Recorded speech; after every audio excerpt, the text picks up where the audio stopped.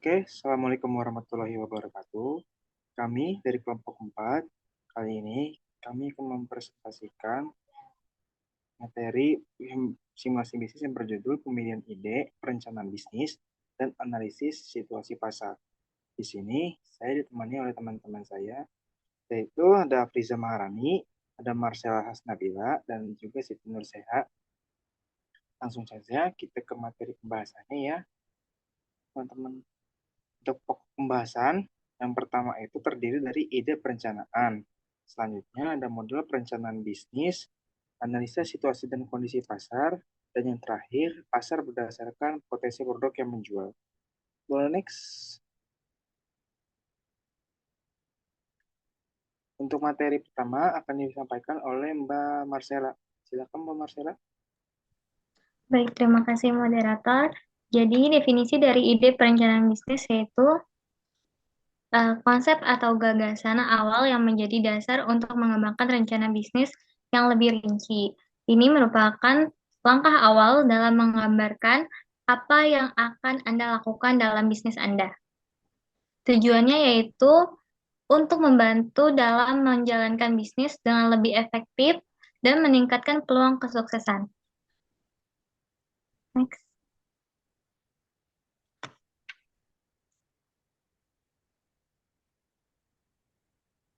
Nah, bagaimana ide bisnis ini bisa kita dapatkan? Ada 3 cara untuk memperoleh ide bisnis, yaitu pertama adalah berdasarkan ide bisnis berdasarkan pengalaman atau searching di internet. Ide bisnis berdasarkan pengalaman ini biasanya muncul dari pengalaman pribadi atau profesional seseorang. Ini dapat berarti memanfaatkan pengetahuan, keterampilan, atas keahlian yang Anda miliki. Contohnya yaitu adalah catering makanan. Jika Anda adalah seorang juru masak berpengalaman, Anda bisa memulai bisnis jasa catering atau warung makanan. Yang kedua adalah berdasarkan survei lapangan. Pendekatan ini melibatkan penelitian dan survei lapangan untuk mengidentifikasi peluang bisnis berdasarkan keputusan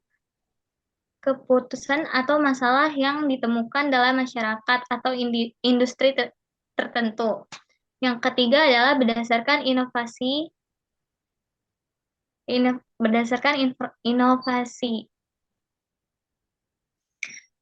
Ide bisnis ini melibatkan penciptaan solusi baru atau unik untuk masalah yang ada atau memenuhi kebutuhan yang belum terpenuhi. Contohnya seperti catering ramah lingkungan, inovasi bisnis catering ini menawarkan opsi makanan organik, bebas plastik, dan berkelanjutan untuk acara-acara dan pertemuan. Selanjutnya, saya kembalikan ke moderator. Oke, Oke, untuk materi selanjutnya akan dibacakan oleh Nurseha. Silakan Mbak Nurseha. Baik, terima kasih moderator. Selanjutnya adalah model perencanaan bisnis. Model bisnis adalah langkah-langkah yang dilakukan dalam menentukan perencanaan bisnis. Dengan memiliki model bisnis yang tersusun dan sesuai dengan target perusahaan, maka perusahaan akan lebih mudah dalam melakukan riset pasar dan melihat peluang lebih baik. Dalam menyusun model bisnis, perusahaan akan mengidentifikasi target pasar dan layanan atau produk yang dijual, serta biaya yang perlu dikeluarkan dalam menjalankan bisnis tersebut.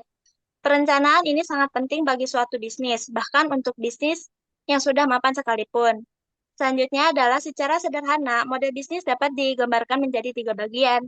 Yang pertama adalah jenis produk yang dihasilkan dan ketersediaan tenaga kerja dalam membuat produk tersebut. Selanjutnya adalah strategi pemasaran. Strategi pemasaran yang dilakukan, distribusi, pengiriman, hingga proses penjualan. Selanjutnya ada strategi harga yang digunakan serta metode pembayaran dari pelanggan. Next.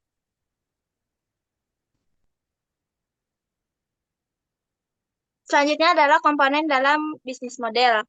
Setiap bisnis model umumnya memiliki komponen yang berbeda. Meskipun begitu, bisnis model memiliki komponen utama yang pasti dimiliki. Berikut beberapa komponen yang perlu kita ketahui. Yang pertama adalah channel.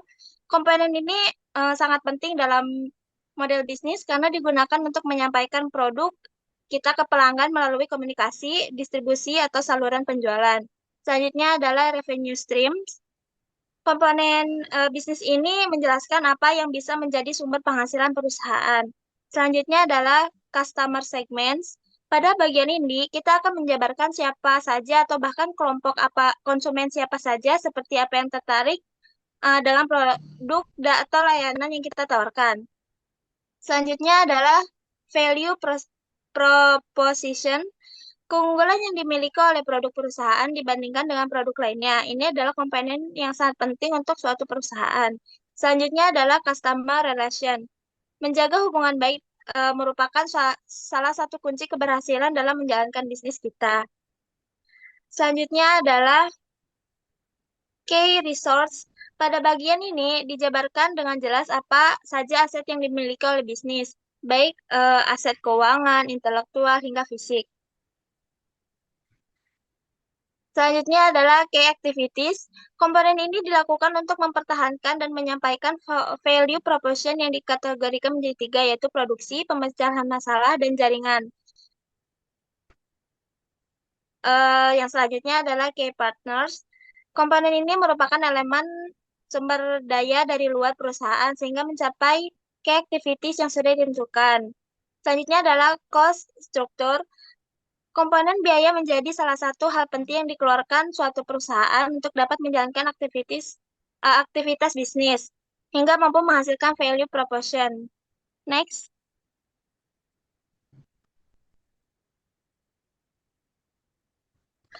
Manfaat model bisnis. Selain dapat membantu dalam hal menentukan target pasar, keunikan produk dan apa saja rencana yang perlu dilakukan untuk mencapai target keuntungan perusahaan, ada beberapa manfaat lain yang bisa kita dapatkan dari membuat bisnis model. Yang pertama adalah mempermudah dalam penyusunan strategi untuk meningkatkan bisnis. Yang kedua adalah meningkatkan fitur dari produk yang akan ditawarkan sehingga dapat menjawab kebutuhan pasar. Selanjutnya adalah lebih memahami target pasar yang akan dituju. Dan selanjutnya memahami pesaing pasar dan melihat apa kekurangan mereka yang bisa menguntungkan bisnis kita. Dan yang terakhir adalah mengetahui dengan jelas biaya atau modal suatu produk hingga dapat menentukan nilai jual yang lebih unggul. Next.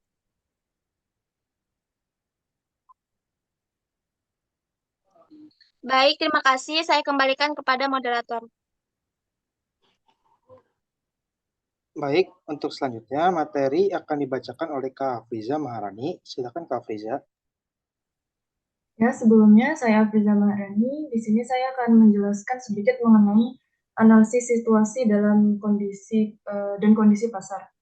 Analisis SWOT ini ada strength, kekuatan, weakness, kelemahan, opportunity, dan juga threat, ancaman. Analisis SWOT adalah merupakan metode perencanaan strategis yang digunakan untuk mengevaluasi kekuatan dalam suatu proyek bisnis atau perusahaan atau suatu spekulasi bisnis. Keempat faktor itulah yang membentuk akronim SWOT, yaitu strength, weakness, opportunity, dan juga threats.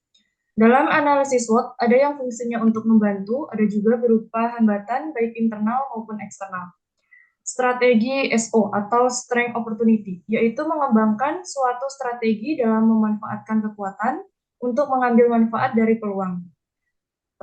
Selanjutnya, strategi ST atau strength traits, yaitu mengembangkan suatu strategi dalam memanfaatkan kekuatan untuk menghindari ancaman.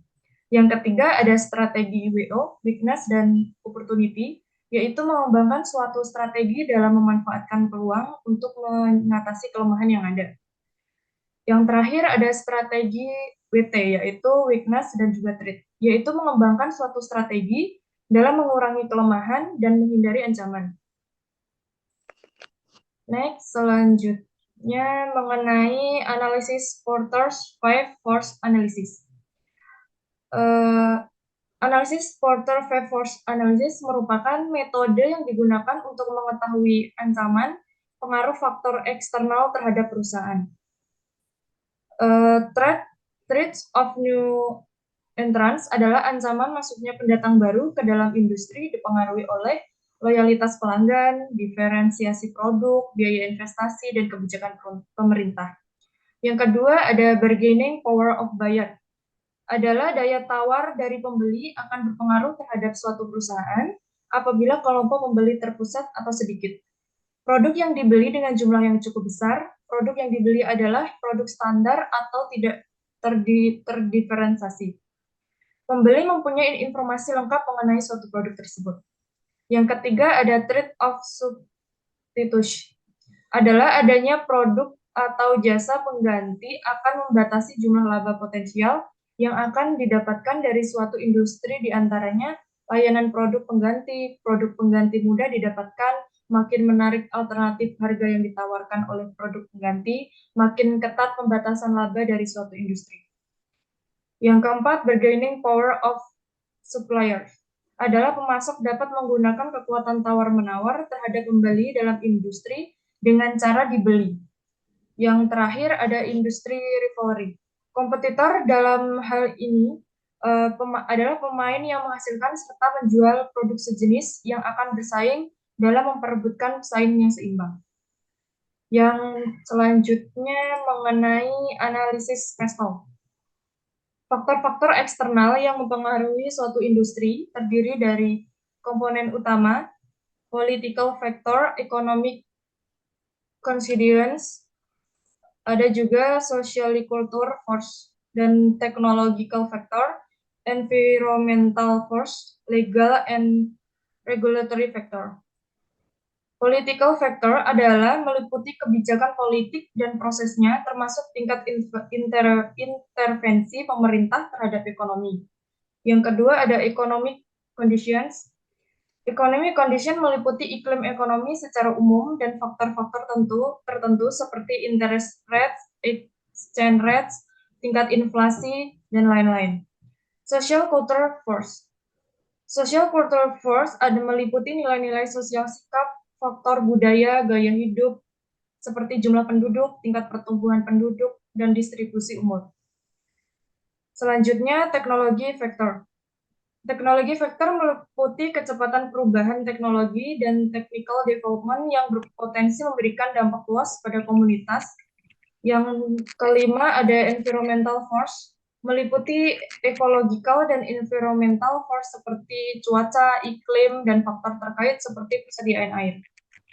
Yang terakhir ada legal and regulatory factor.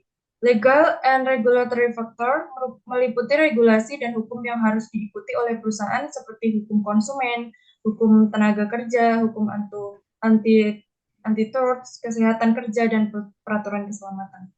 Sekian yang dapat saya sampaikan, kembali ke moderator. Baik, untuk selanjutnya, bagian perencanaan pasar, pemasaran yang bakal saya sampaikan sendiri. Mulai dari yang pertama itu segmentasi, yang kedua targeting, yang ketiga positioning, dan yang terakhir marketing mix. Untuk yang pertama, yaitu segmentasi. Menurut Cip Jono dan Chandra 2012, 150, segmentasi pasar dapat diartikan sebagai proses pengelompokan pasar keseluruhan yang heterogen menjadi kelompok-kelompok atau segmen-segmen yang memiliki kesamaan dalam hal kebutuhan, keinginan, perilaku, dan atau respon terhadap program pemasaran spesifik. Yang kedua, targeting. Menurut Cip Jono dan Chandra, 2012, 162, targeting adalah proses mengevaluasi dan memilih salah satu atau beberapa segmen pasar yang dinilai paling menarik untuk dilayani dengan program pemasaran spesifik perusahaan. Yang ketiga yaitu positioning. Menurut Kotler dan Keller tahun 2016, positioning adalah tindakan merancang penawaran dan citra perusahaan agar mendapatkan tempat khusus dalam pikiran pasar sasaran. Tujuan dari positioning adalah untuk menempatkan merek dalam pikiran konsumen guna memaksimalkan manfaat potensial bagi perusahaan. Dan yang terakhir, marketing mix. Menurut Kotler dan Armstrong 2016, 247, bauran pemasaran atau market mix mencakup 4 hal pokok dan dapat dikontrol oleh perusahaan meliputi produk, price, place, and promotion. Untuk yang pertama yaitu produk. Dalam strategi produk, perlu untuk mengidentifikasi CVP atau Customer Value Proposition, yaitu perbedaan di antara total manfaat yang didapatkan customer dengan total cost yang dikeluarkan untuk suatu produk atau jasa. Yang kedua yaitu price. Yang pertama itu price skimming atau market share sudah ditentukan, menetapkan harga yang tinggi dengan margin keuntungan yang tinggi. Yang kedua, price penetration, yaitu market share tinggi namun dengan harga rendah dan margin keuntungan rendah. Dan yang terakhir, price discrimination, yaitu harga yang berbeda-beda dan tiap ini yang berbeda. Selanjutnya, place. Strategi distribusi itu menjadi 3, yaitu intensif atau pendistribusi barang yang dilakukan secara agresif ke banyak channel. Yang kedua, selektif, pendistribusi barang yang dilakukan secara selektif terhadap channels. Dan yang terakhir yaitu eksklusif, yaitu pendistribusi barang yang dilakukan secara sangat selektif. Lalu yang terakhir yaitu promotion. Promotion atau disebut juga dengan marketing communication menyampaikan pesan kepada pasar, baik pesan mengenai produk dan jasa perusahaan maupun informasi mengenai perusahaan tersebut. Baik, sekian presentasi dari kelompok 4. Kami mohon maaf apabila ada terjadi kesalahpahaman dan salah-salah kata. Wabillahi taufiq wal hidayah. Wassalamualaikum warahmatullahi wabarakatuh.